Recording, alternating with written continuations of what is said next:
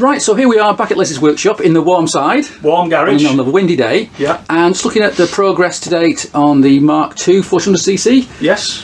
Engine, and a lot's been happening. You can't really see it all yet, but quite a lot's been going on. So I've just brought you the idler gear that we were missing for the starter motor. Yes. That's just turned up. That's just turned up. Yeah, I've just taken a few things off the engine because it needs to be polished. That's also fine.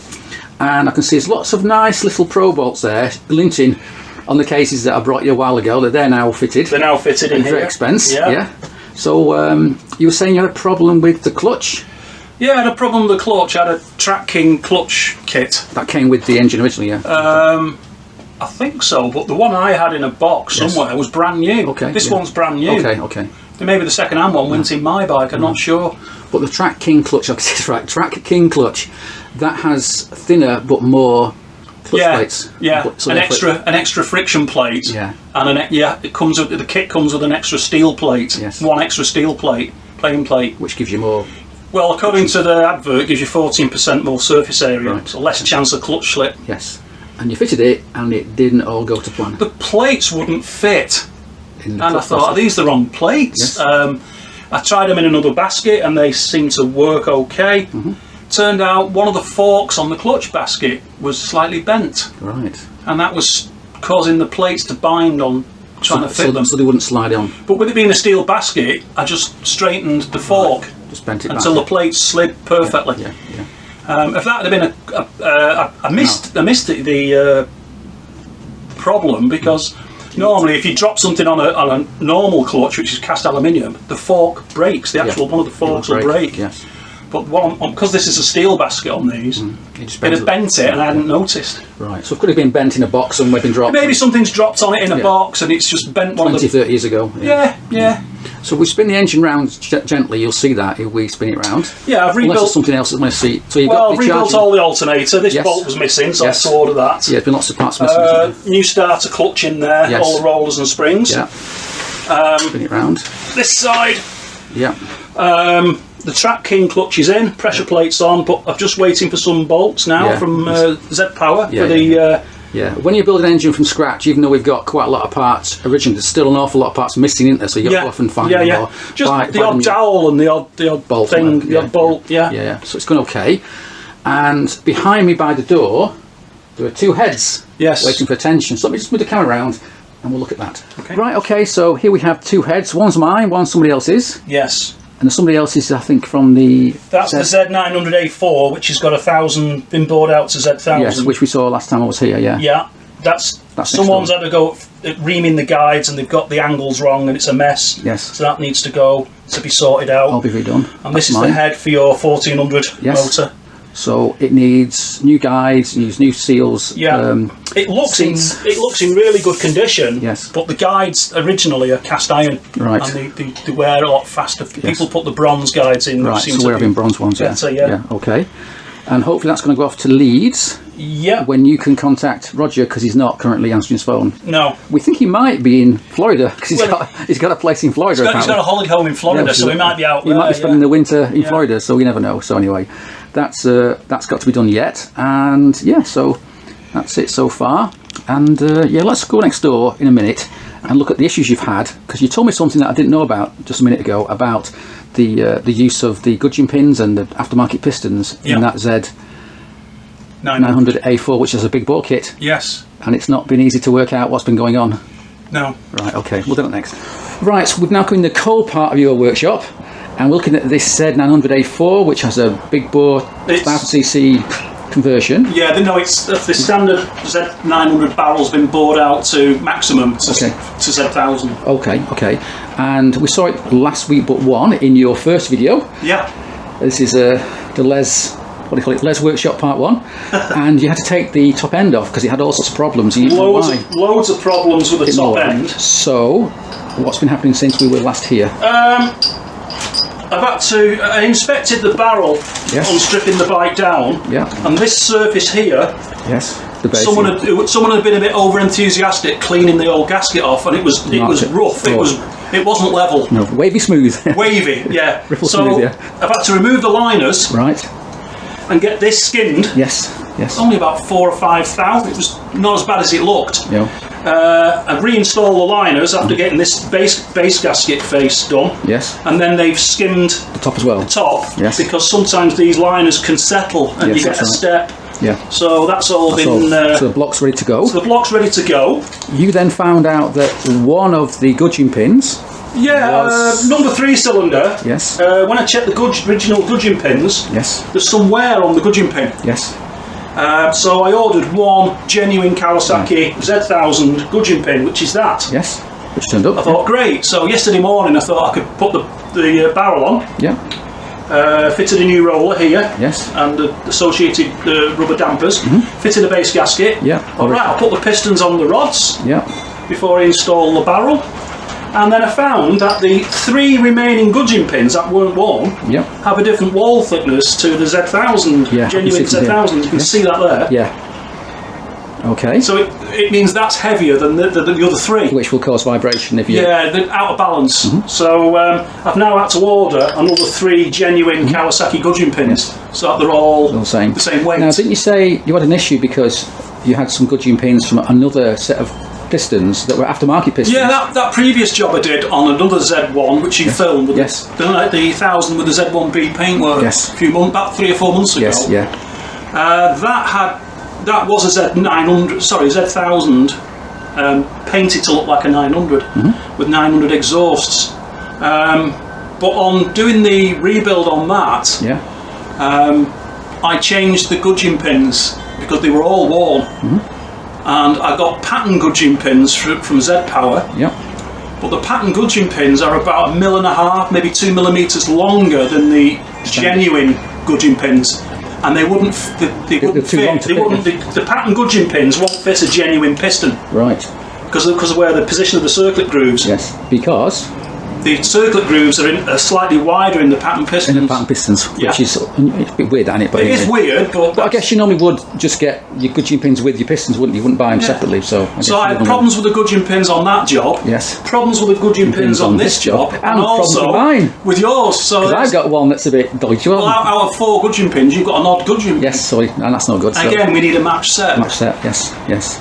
Oh well, you live and learn, you live and learn. Yeah. So that's that. So this job's come to a halt now until those parts can the Gudgeon pins arrive. Yes. And then the head can go off to be worked Rebuilt. on by Roger. Yes, hopefully. Yeah. If he's not in Florida. If he's not. If he's not in Florida. Yes, Yeah. yes. Oh well, good. Yeah. So you're keeping you busy. Anything else you've been up to recently? Apart from doing and there's a Kawasaki right here, but that's been here a while. So that's Yeah, GPZ. that's a 900R. rolling restoration. Yes, That I'm doing. Yeah. I've done 2 or 3 carburettor jobs. Been out this morning. Oh, you've been out somewhere. Yeah. I've rebuilt some carbs yesterday and took them back today and refitted them on the bike. Yeah. So that's done. Yep. I've got another set of carbs next door that I've got to put back on a bike Okay. next week. Yeah.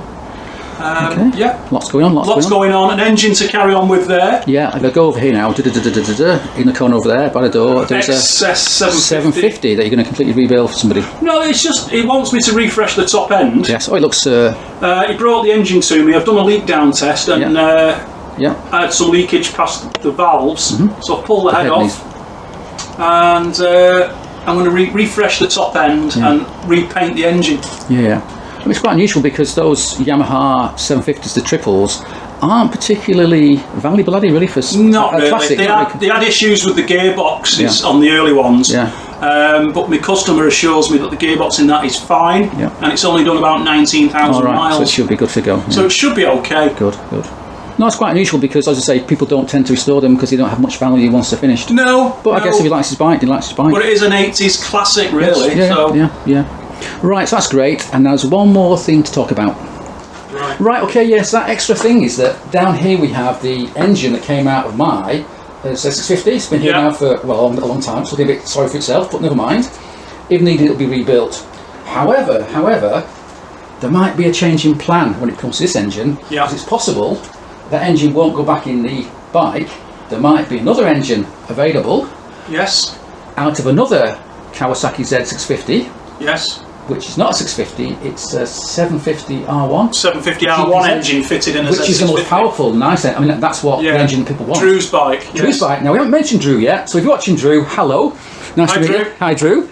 Now, as it turns out, I've seen Drew's bike about 2 years ago at another bike shop when it was waiting to have a project done on it. Yes. And that never happened. Never so he ended up happened. taking his project bikes, in fact, because there's 2 bikes involved in this. Yes. He took it somewhere down in Essex, I think it was. There's his original bike, and then he bought a chopper, hardtail chop. That's right, which looks really odd. He bought it for the 750 turbo engine. Yes, it's got a 752 engine in it, which is unusual, and that's mad. It's complete madness if you ask me, because you would normally these days those bikes are getting very valuable. Yeah. Like 10 grand for a turbo GPZ. But anyway, whatever. So he's got that rather, I won't say it's horrible, but it's unusual hardtail chopper thing. Yeah, someone will love it. Yeah, and he wants to take the engine out of there. Yes. And put it in his GPZ.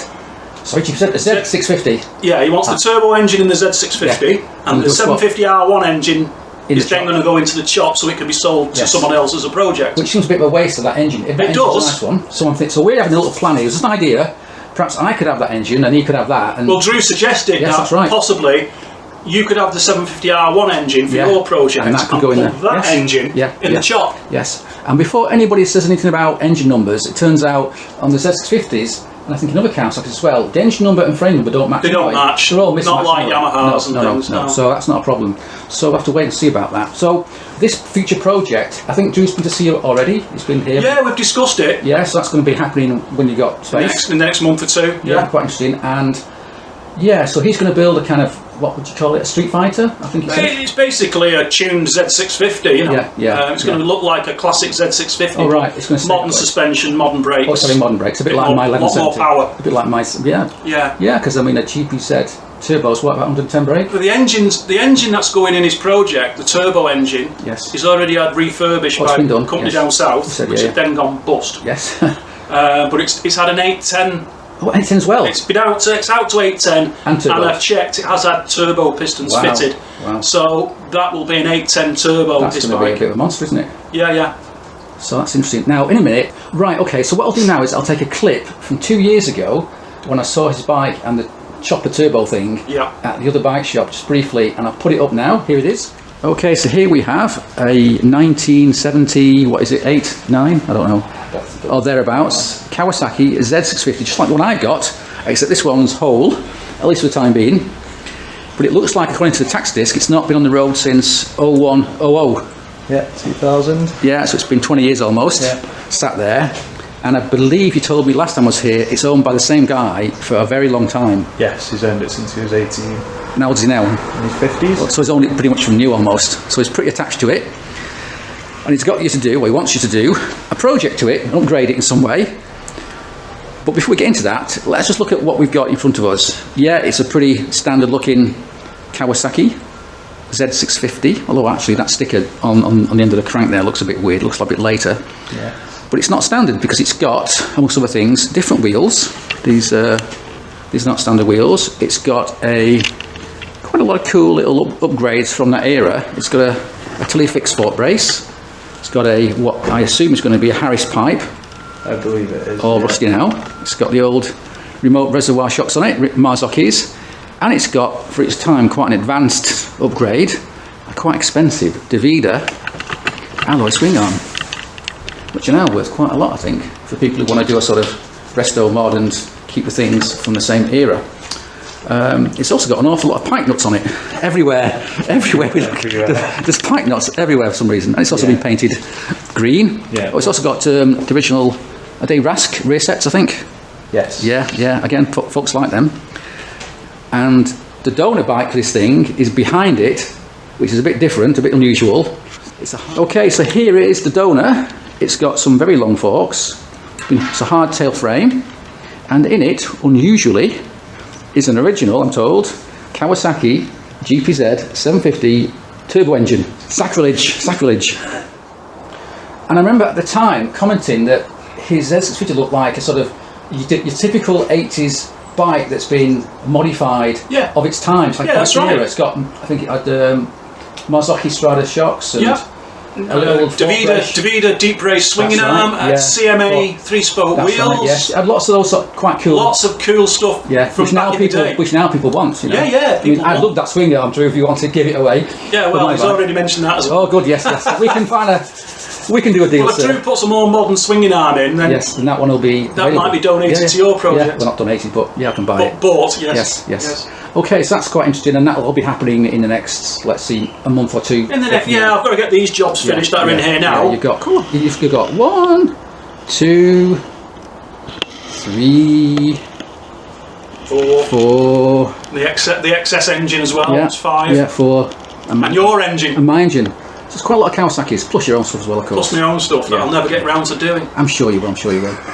When you're about 80, you might get there. Yeah. Right, yes, that's quite good. Anything else going on, or anything that might happen in the near future we can talk about? Anything? The only thing I'm looking forward to, we're at the end of February now. We are now, yes. My plan is to ride my supercharged bike on yes. 60th birthday. Yes, which isn't too far away now. You're behind me. 4 weeks. 4 weeks, yeah. You're behind me.